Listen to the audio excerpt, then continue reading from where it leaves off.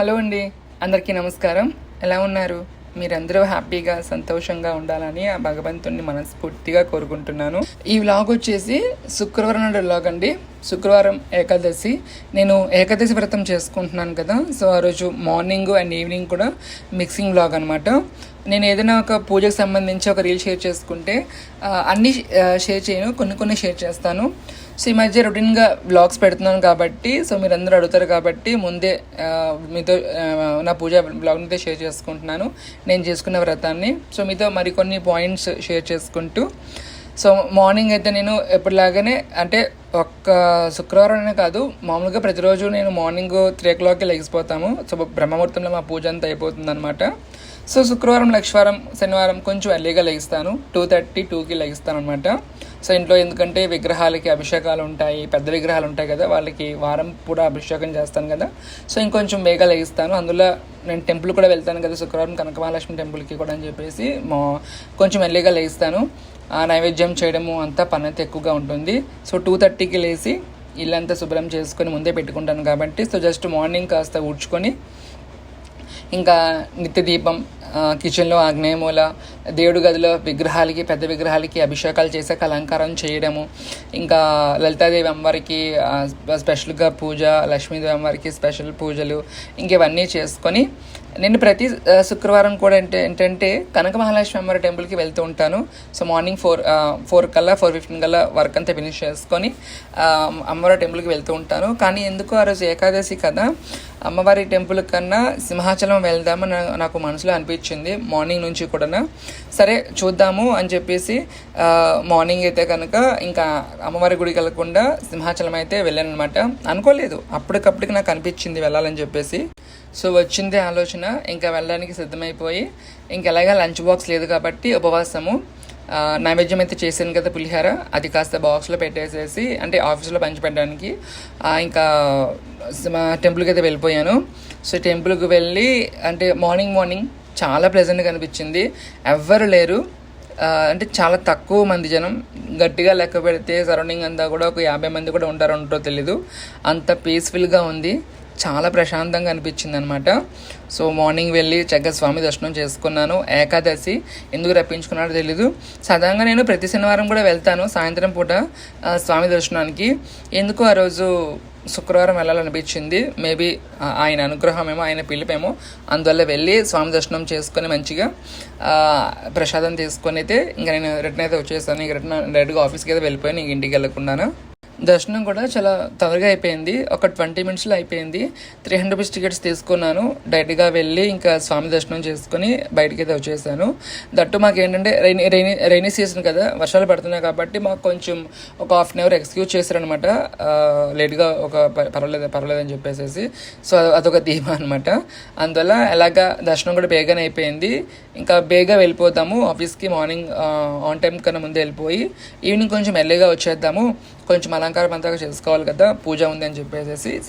Morning అంటే 7:40 కల్లా వెళ్ళాలి, మాకు 7:30 కల్లా ఎక్స్క్యూజ్ చేస్తారు, రైనీస్ పడుతున్నాయి కాబట్టి. నేను ఇంకా అయితే కనుక 6:47 కల్లా వెళ్ళిపోయాను ఆఫీస్కి. ఇంకా వెళ్ళిపోయి ఈవినింగ్ ఇంటికి వచ్చిన తర్వాత నాకు చాలా ఇష్టమైన మా ప్రసాదం అండి, నాకు చాలా ఇష్టం ఈ ప్రసాదం అంటే. రవ పాయసం చాలా ఈజీగా, చాలా టేస్ట్గా, చాలా బాగుంటుందండి. నాకు చాలా ఇష్టం ఈ ప్రసాదం అంటే. ఇంకా ప్రతిరోజు చేయమన్నా చేస్తాను, ప్రతిరోజు తినమన్నా కూడా తింటాను. నాకు అంత ఇష్టం నాకు ఆ ప్రసాదం అంటే. చాలామంది రవ ప్రసాదం చేస్తే ఏంటంటే చల్లగా అయినాక థిక్గా, అది చాలా గట్టిగా అయిపోతుంది. అండ్ నేను చేస్తే కనుక, నా స్టైల్లో చేస్తే కనుక అది గట్టిగా అవ్వదు, చల్లగైనా కూడా. ఈవెన్ మీరు ఫ్రిడ్జ్లో పెట్టినా కూడా మీకు గట్టిగా అవ్వదు. ఎంత కన్సిస్టెన్సీ ఎలా ఉంచారో పలచగా అట్లానే ఉంటుంది అనమాట. రెసిపీ కావాలంటే కామెంట్ చేయండి, రెసిపీ షేర్ చేస్తాను. చాలా ఈజీగా చేసుకోవచ్చు, బాగుంటుంది.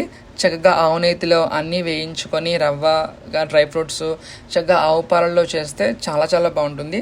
సో ఈవినింగ్ వచ్చిన తర్వాత ఫస్ట్ ప్రసాదం ఫ్రెష్ అప్ అయిపోయి ఇంకా ఈవెన్ శుక్రవారం కదా, తడిగుడ్లు పెట్టడం సాయంత్రం పూట, ఇల్లు కూడా వడాను. ఇంకా నేను ఫ్రెష్ అప్ అయిపోయి ఎక్కడైతే పూజ చేసుకుంటానో అక్కడ మాత్రమే కాస్త నీళ్ళలోని గోమయం కలిపి అక్కడ జల్లేసేసి కాస్త పసుపు అలిగి పీఠం పెట్టి పూజ చేసుకుంటాను, అంతవరకు మాత్రమే. సో ఈవినింగ్ వచ్చాక పువ్వులన్నీ కూడా కట్టుకున్నాను. లేట్ అయ్యింది పూజ స్టార్ట్ అయ్యేసరికి. కొంచెం ఎర్లీగా వచ్చేసాను ఆఫీస్ నుంచి ఇంటికి. సో 3 o'clockకి పర్మిషన్ తీసుకొని వచ్చేసాను అనమాట. ఇంటికి అలాగా 4 కల్లా వచ్చేసేసి ఇంకా ఫ్రెష్ అప్ అవ్వడము, పూలదండలు కట్టుకోవడము, నైవేద్యం ప్రిపేర్ చేసుకోవడము అన్నీ కూడా చేసుకొని ఇంకా పూజలు చేసుకున్నాను. అండ్ చాలామంది అడుగుతున్నారు ఏకాదశి వ్రతం గురించి. నేను ఆల్రెడీ వీడియో కూడా చేశానండి, ఏకాదశి వ్రతం ఎలా చేసుకోవాలి ఏంటనేది. ఇది ఆనవాయితీ అంటే ఆనవాయితీ ఏమీ అక్కర్లేదండి, ఎవరైనా చేసుకోవచ్చు, పర్వాలేదు. ప్రత్యేకంగా పీఠం పెట్టైనా చేసుకోవచ్చు, లేదా దేవుడి మందిరంలో కూడా పీఠం పెట్టకుండా నిత్య దీపారాధన కూడా చేసుకోవచ్చు. కాకపోతే కనుక ఏకాదశి వ్రతాలు, పౌర్ణమి, అమావాస్య ఇలాంటివి, సంకష్ట పూజ ఇలాంటివి ఏంటంటే మనకి ఏదో ఆ రోజు మనం దీపం పెట్టని రోజైనా కూడా ఆ రోజు ఆ తిథి ఉంది మనకి తెలియకుండా దీపం పెడితే కనుక ఖచ్చితంగా మన కర్మ ఫలితాలని తగ్గించే లిస్ట్ ఏదైతే ఉంటుందో అది డిక్రీజ్ అవుతుంది అనమాట, తగ్గుకుంటూ వస్తుంది. అంత స్పెషల్ ఉంటాయి ఆ తిథులకి. అందువల్ల ఏంటంటే నేను ఏ కోరిక నిమిత్తం అయితే చేసుకోవటం లేదు. కాకపోతే ఒక మనిషి జన్మ అంటే చాలా స్పెషల్, చాలా అదృష్టం ఉంటుంది తప్ప మానవ జన్మకి ఎంత సార్థకం ఉండదు. అందువల్ల మనకి ఇంత మంచి జన్మను ఇచ్చినటువంటి ఆ భగవంతుడికి సంబంధించి ఒక ప్రత్యేక పర్వదినాల్ని మనం కూడా అంతే ఇదిగా జరుపుకుంటే మనకి ఈ జన్మలో కాకపోయినా తర్వాత జన్మకైనా సరే, మన తదనంతరం మన పిల్లలకైనా సరే ఉపయోగపడుతుంది అనమాట. సో ఆ ఇంటెన్షన్తో నేను ప్రతి పర్వదినాన్ని జరుపుకుంటానే తప్ప ఏదో కోరికలు నెరవేర్పోవాలి, నాకు వచ్చేయాలి, ఇవి వచ్చేయాలని చెప్పేసి నాకు ఎలాంటి ఇది లేదనమాట. సో అందువల్ల భగవంతుడి దయతో నాకు అంతా బాగానే ఉంది, పర్వాలేదు.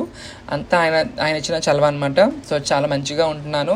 సో నాకైతే ఎలాంటి ప్రాబ్లమ్స్ అయితే ఏమీ లేదు. ఏమైనా ఉన్నాయంటే నాకు ఎప్పుడు కావాలో అది ఆయన ఇస్తాడు, ఆయనకి తెలుసు. నేను ఇంకా ఆయనకి అడగనక్కర్లేదు అంతే. సో మీరు కూడా ఇలాంటి పర్వదినాలు అనేసరికి మీరు దీపం పెట్టని రోజు కూడా దీపం పెట్టుకొని పూజ చేసుకుంటే కనుక చాలా మంచిది. సో ఇంకా ఏకాదశి వ్రతం అనేసరికి ఏంటంటే నాకు ప్రత్యేకంగా షోడశోపచార పూజ చేసుకున్న తర్వాత విష్ణు సహస్రనామాన్ని 3 సార్లు చదువుతానండి. నాకు అది ఆనవాయితీ అనమాట. పౌర్ణమి రోజు ఎలా అయితే లలితా సహస్రనామాన్ని 9 సార్లు చదువుతాను, అలాగే ఏకాదశి వ్రతానికి విష్ణు సహస్రనామాన్ని 3 సార్లు చదువుతాను. కనీసం మీరు చదవకపోయినా సరే వినండి, చాలా మంచిది. ఇలాంటి పర్వదినాల రోజు అట్లా చదువుకుంటే ఒకవేళ మీకు చదవడం రాకపోతే కనుక విన్నా పర్వాలేదు, అంతే ఫలితాన్ని అయితే ఉంటుందన్నమాట. సో ఇట్లా ఈ రకంగా శుక్రవారం ఏకాదశి వ్రతాన్ని ఈ రకంగా జరుపుకున్నాను. నా డే బ్లాగ్ని మీతో షేర్ చేసుకున్నాను. ఐ హోప్ మీకు బ్లాగ్ నచ్చిందా అని అనుకుంటున్నాను. సో అలంకారం నచ్చితే ఒక లైక్ వేసుకోండి. సో మరొక బ్లాగ్తో మేము ముందుంటాం. అంతవరకు నమస్తే.